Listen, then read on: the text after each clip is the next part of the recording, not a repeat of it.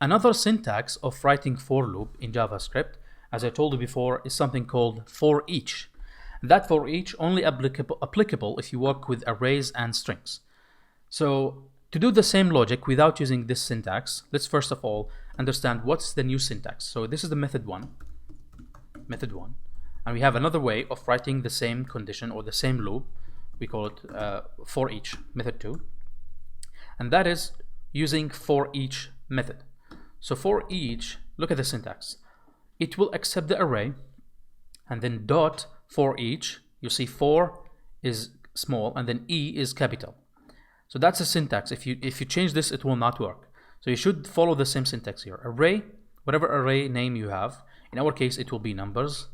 And then for each item in that numbers, instead of element, we will say number. And then we have a special function here. This is a function, right?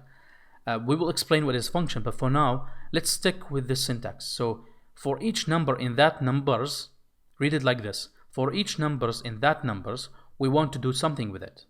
All right. Now we can move this, the same algorithm, and put it here. And now we don't need to access this. We have already the number. And that's the beauty of for each. I recommend you to read more about the differences between for each and for. For each is simplify the process. You see now we don't have index, we don't have length, we don't have all that stuff. So for each item, it will go one by one, and then whatever you want to do with that number, you can do. In our case, we want to sum that to the total value. And we should see if we run, let's remove the method one. If we run the same logic, we should see the same value, which is 627.6. Let's refresh, and yes, indeed, we have 627.6, the same value. All right, that's fantastic. The last method, method number 3, I want to talk about is using while. Method number 3 is using while loop. Now, while is a very special, loop, and it's very interesting in nature.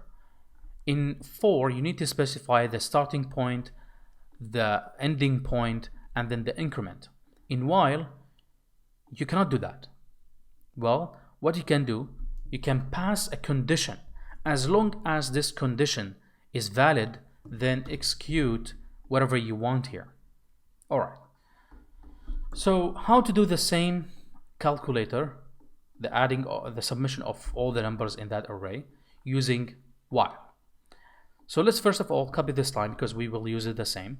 And then instead of having starting point, ending point similar to the for, this is a very special case. Now we will say, as long as we have values in that array, sum them up. Okay, so we will say, we will create a special variable to keep track of the index. So it will be index, which will be outside. So var index, we will start from 0. And then as long as index less than numbers dot length, okay, as long as index less than number of length. So basically we are taking out this conditions or this parts and moving out from the brackets. So we create the index and initialize with 0, and then as long as index less than the length of the items in that array numbers, we will keep adding that. And now we need to access the numbers items similar to what we done in the for. So here we will say index, so it will be 0, and the next time if we want to increase it, then you have to do it here. So we say index plus plus. So if you look at the difference between for and while, it's not that much actually. All we've done is we changed this to be while, and then we move this one to outside, and then we keep this in the middle, and then this one inside the while. So while loop is very good at some cases. I really recommend you to Google it and see what is the real use case of while in programming languages. So I'm gonna put back method number 2, and now let's run the method number 3, and we should see the same result. So I'm gonna remove method 1 and 2, and if we refresh the page, we should see again 627.6, the exact value. That's verify that whatever method you prefer, I prefer this one because it's very straightforward and easy to read. Whatever one you prefer, just stick with it. and you should know the rest. If in case like you need to write them, you know how to do.